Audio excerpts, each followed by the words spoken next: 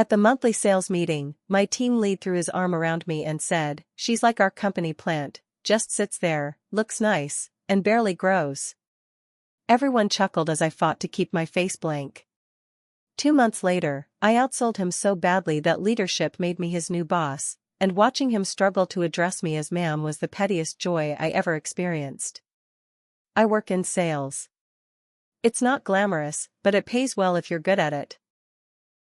I've been doing it for about 10 years, most of that time in Denver. I'm not loud. I don't try to be everyone's friend. I come in, do my job, and go home. That's always been my thing. So maybe I wasn't the most exciting person in the office, but I knew what I was doing. I hit my numbers. I kept clients. I never caused drama. Apparently, that wasn't enough for Brett. Brett was our team lead. Not a manager, but he'd been there a little longer than most of us and acted like he ran the place. He was one of those guys who loved attention. Loud, cocky, made dumb jokes during meetings, always flirting with new hires. Management loved him for some reason. He talked a big game, and no one really checked the numbers to see if he backed it up. Then came the monthly sales meeting. It was the first Thursday of the month. We were all in the conference room. Coffee, stale bagels, same as always. Everyone was going around sharing their progress. I had a few new clients lined up, and I'd worked late a few nights building a new pitch deck that I thought might help the team. I wasn't trying to show off, just trying to contribute. When it was my turn to speak, I went through my usual, who I'd talked to, what I was working on, how I thought the new deck could help. A few people nodded. No one said much. Then Brett walked up to close out the meeting. On his way up, he stopped right next to me, threw his arm over my shoulder, and grinned at everyone. "She's like our company plant, just sits there, looks nice, and barely grows." The room laughed. Some people laughed hard. A few just gave awkward smiles. I didn't move. I didn't say a word. I looked straight ahead and made sure my face didn't show anything. Inside, I was boiling. I know how that sounds. It was just a dumb joke, right? Not a big deal? No. It was a big deal. It was humiliating. He said it in front of my whole team. People I'd worked with for years. He cut me down like I was just there for decoration. And the worst part? He didn't even think twice about it. He laughed. Everyone moved on. The meeting ended, and I walked back to my desk like nothing happened. But I didn't forget it. That night, I didn't cry. I didn't complain to friends. I didn't even tell anyone. I made a plan. If he wanted to act like I didn't belong, I was going to bury him in numbers so hard he'd have to eat every word. I started staying later. I came in earlier. I redid every client list I had. I followed up with people who hadn't answered in months. I took on the cold leads everyone ignored. I rewrote the pitch deck. I tracked every single call, every meeting, every lead. And I kept my mouth shut. Brett was still being Brett. Making jokes, doing the bare minimum, taking credit whenever something went right. Management didn't notice. They liked him. He had energy, they said. He was a natural. Meanwhile, I was working 60-hour weeks and keeping quiet. By the end of the first month, I was already ahead. I'd landed 2 new contracts. One of them was a big client Brett had failed with last year. But I didn't say anything. I just logged it and moved on. In the second month, things started to snowball. I was hitting targets people hadn't hit in years.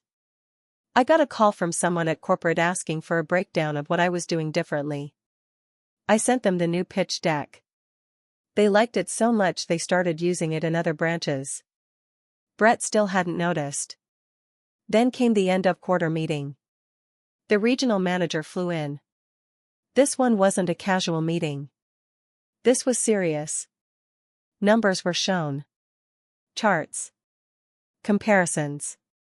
And that's when the room went quiet. Because I wasn't just ahead of Brett. I'd outsold him by more than double. I was leading the entire region. People looked around. No one laughed. The regional manager, a woman named Darlene, asked Brett what strategies he was using to stay competitive. He froze. Stammered something about team energy and synergy. It didn't make sense. Then she turned to me. Asked me to explain my process. I walked her through it. Clear, calm, no drama. She nodded the whole time. After the meeting, I was asked to come in for a one-on-one with Darlene. She told me there was an opening for a sales manager position. Bigger clients, more pay, same office. It wasn't public yet, but they wanted to promote someone from within. They offered it to me on the spot. I took it. The next Monday, an email went out announcing the change. Please join us in congratulating me on her promotion to sales manager. She has demonstrated exceptional performance, leadership, and strategic growth over the past quarter. Brett didn't say a word. He just sat there, staring at his screen. I had to send him his new client assignments. I was his boss now. He was required to check in with me every Friday to review his numbers. And he did. Every Friday, without fail, he knocked on my door and said, "Morning, ma'am. Got a few things to go over." It was small. But it was the best feeling I've had in years. And I never had to say a single mean word. He did it all to himself. For a while, everything was smooth after the promotion. I kept my head down, focused on the work, and tried not to rub anything in Brett's face. But Brett couldn't help himself. At first, he played nice. Called me ma'am, did his check-ins, acted polite. But I could feel it, he hated every second of it. And it started to show in small ways. He'd show up 5 minutes late to our meetings. Would forget to CC me on team emails. He'd throw in sarcastic comments when we were around others. Stuff like, "Guess that's what leadership wants these days," or "I used to run this team, but I guess times change." I let it slide. I didn't want to look petty. I had a job to do. But I started keeping records. I logged everything, missed deadlines, skipped follow-ups, all of it. And then came Ashley. Ashley was new. She was about 24, fresh out of college, first real job. Eager, smart, maybe a little too trusting. Brett took her under his wing. Mentored her. Took her to client meetings, taught her the ropes. I knew what he was doing. He'd done it before, find the new girl, act like her buddy, maybe flirt a little. Then take credit for her work. I pulled Ashley aside after her first month and asked how she was doing. She smiled and said Brett was helping a lot and that he even let her take the lead on a call with a client. The thing is, I knew that client. I'd been chasing that contract for weeks. Brett had told me the lead went cold. The following week, Brett submitted the contract under his name. He stole it. Ashley didn't realize. I didn't blame her. She was new. But now I had a choice. Let it go, or make it a problem. I chose the second. I brought Ashley into a meeting with HR and asked her, gently, who had handled the contract. She said she'd worked on it, Brett helped, and he submitted it. I asked her if she had the original drafts. She did. They were written in her style, her words, even had notes she'd made during one of my early trainings. HR raised an eyebrow. Asked me to give them a few days to review. That's when Brett panicked. He came into my office without knocking, closed the door, and said, "Look, we don't need to make this into something bigger than it is. We're on the same team here." I didn't answer. I just pointed to the chair across from me and said, "Sit." He did. I opened a folder. I had a timeline, copies of emails, drafts, even call logs showing who scheduled the client meeting. It was airtight. I said, "You're not mentoring. You're manipulating." And you're hurting this team. He looked at the floor. Said nothing. I told him HR would decide what happens next. Then I added, you wanted to lead this team. Maybe you should have learned to grow. He flinched. Just a little. That Friday, he missed our check-in for the first time since I got promoted. On Monday, HR called him in. He didn't come back to his desk after that. Ashley got a formal credit for the sale. I made sure of it. And I told her one thing before she left my office that day: don't let people tell you where you belong. Make them regret underestimating you. She nodded. I think she understood. But that wasn't the end of it. A few weeks later, rumors started floating around. Brett was applying to other branches. Reaching out to old contacts. Telling people he was forced out by a bitter female boss who had it out for him. He wanted to ruin my name before he left the company. So I prepared for the next round. Because I wasn't done yet. The rumors got worse. At first it was just whispers. A few people from other branches asking weird questions when we talked on Zoom calls. One guy from the Phoenix office even said, "Hey, heard you're not the easiest to work with." Something about a power trip? He laughed when he said it like it was a joke, but I knew where it came from. Brett was poisoning the well. He hadn't quit. Not yet. He was technically on leave, pending HR review, but that didn't stop him from talking. He was painting me as some kind of vindictive, cold-hearted boss who got off on revenge. I didn't care about what most people thought, but in sales, your name is everything. People talk. People remember. And if your reputation goes bad, good luck getting anyone to back you again. I knew I had to get ahead of it. So I did something I didn't love. I made it public. I asked for a full team meeting. No HR, no managers, just the sales team. Everyone who'd worked under Brett and now worked under me. I told them exactly what had happened. I didn't throw him under the bus. I told them the truth. That he misrepresented a sale. That he submitted a junior rep's work under his own name. That HR had found enough to investigate. That I'd kept records, not because I wanted revenge, but because I wasn't going to let our team fall apart under bad leadership again. Then I told them this: I didn't ask for this position. I earned it. You may not like me, but I've never lied to you, and I never will. The room was quiet. A few people nodded. One guy clapped once, then stopped. Later that week, 3 people privately thanked me. Said they'd seen Brett do the same stuff before but didn't know how to speak up. One of them admitted she left her last team because of him. Still, it wasn't over. Because Brett wasn't done. I found out from a friend in corporate that he was interviewing with another regional branch, in St. Louis. And get this, he was telling them he was the reason for the sales spike last quarter. He used my numbers, my pitch deck, my clients, and passed them off as his own. He even listed mentoring junior talent as one of his key strengths. I was furious. But I didn't lose it. I printed out every document, every timeline, every email with his name crossed out from the reports. I took screenshots. I wrote a clean, cold, simple report with links to everything. And I sent it all to Darlene, our regional manager. Her reply? Just 3 words. Leave it with me. A week passed. Then I got the call. Darlene told me Brett made it through 2 rounds of interviews. Until they called her for a reference. She handed them my report.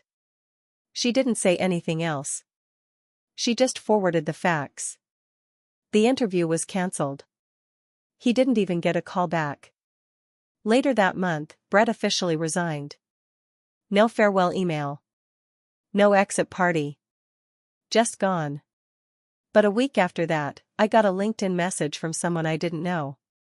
It was a woman from a smaller marketing firm nearby. She said Brett had applied there and used me as a reference. Said I trained him and that we worked closely. She wanted to know if I could vouch for his character. I stared at the message for a long time. Then I told her everything. Every lie. Every stolen deal. Every insult. Every company plant comment. I kept it professional, but I didn't sugarcoat anything. Her reply came 10 minutes later. Thank you for your honesty. We won't be moving forward with him. And just like that, the door shut on him again. But even then, it still wasn't done. Because a month later, I got invited to speak at a leadership seminar. The topic? Turning disrespect into results. Guess who was on the attendee list? Brett. When I saw Brett's name on the seminar list, I laughed out loud in my office. The seminar was a local leadership event in downtown Denver. Nothing huge, just 30 or so professionals from different companies. Still, I knew what it was about. It was for people trying to grow into leadership, which told me exactly what Brett was doing. He was trying to rewrite the story. He didn't want to be seen as the guy who got pushed out. He wanted to be the guy who learned from failure and came back stronger. I didn't plan to go after him publicly.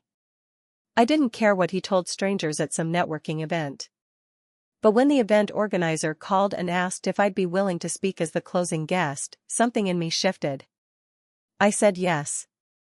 The day of the seminar came. I wore a plain gray suit, nothing flashy. Just clean. I didn't bring a slideshow. I brought a folder. Brett saw me as soon as I walked in. He was near the coffee station, talking to some guy in khakis. He froze for half a second, then smiled like nothing was wrong. Didn't expect to see you here, he said. I smiled back. I'm the closing speaker. His smile cracked. A little. He didn't say anything else. The event went on. There were workshops, breakout groups. I didn't speak until the end. And when I did, I didn't use a mic. I walked to the front, looked out at the room, and started talking like I would to a room of my own team. I told them a story. About what it felt like to be dismissed. Humiliated.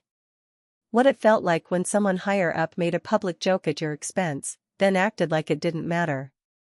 I didn't use his name. But I told the truth. I said, they laughed at me. Called me a plant. Said I just sat there and looked nice. And I let them laugh. Then I worked harder than I ever had. And when the numbers came out, those same people had to answer to me. I paused, looked right at him without blinking. And let me tell you something. Leadership doesn't start when you get a title. It starts the second you stop needing applause. The room went dead silent. Then people started clapping. Slowly at first, then louder. A few stood. I didn't smile. I just nodded, picked up my folder, and walked out. But that wasn't the end. Because the guy Brett had been talking to by the coffee station? He wasn't just another attendee. He was a hiring manager at a tech company Brett had applied to. And he'd been listening the whole time. 2 days later, I got an email from him. He thanked me for the insightful speech and told me they'd taken Brett out of the final interview round. Said something felt off after hearing the full story. It wasn't just karma. It was a slow-motion avalanche. One that Brett started himself. But here's the twist, here's where I messed up too. All that energy I'd spent chasing justice, I forgot to take care of my own people. I didn't notice that one of my top reps, David, had been struggling. Quietly drowning under his client list while I was too busy fighting my own war. He burned out. Missed quota for 2 months. Almost quit. When I sat down with him, he didn't yell or accuse me. He just said, "You're good at revenge. But you used to be better at leading." That hit me hard. So I made changes. I lightened everyone's load. I rewrote the training manual so no new hire would ever have to learn the ropes by getting used. I created a mentorship program, real mentorship, not Brett's version. And I promoted Ashley 6 months later. She earned it. She ran circles around half the team by then. As for Brett? Last I heard, he was working freelance sales gigs, mostly commission only. No steady title. No team. A recruiter told me he scrubbed his LinkedIn and now goes by his middle name. Trying to start fresh. But he can't escape what happened. Because no matter what he puts on a resume, someone always knows someone. And the people who remember him? They don't remember a leader. They remember a joke. And me? I'm not a plant. I didn't just sit there. I grew. And then I took over the whole damn garden.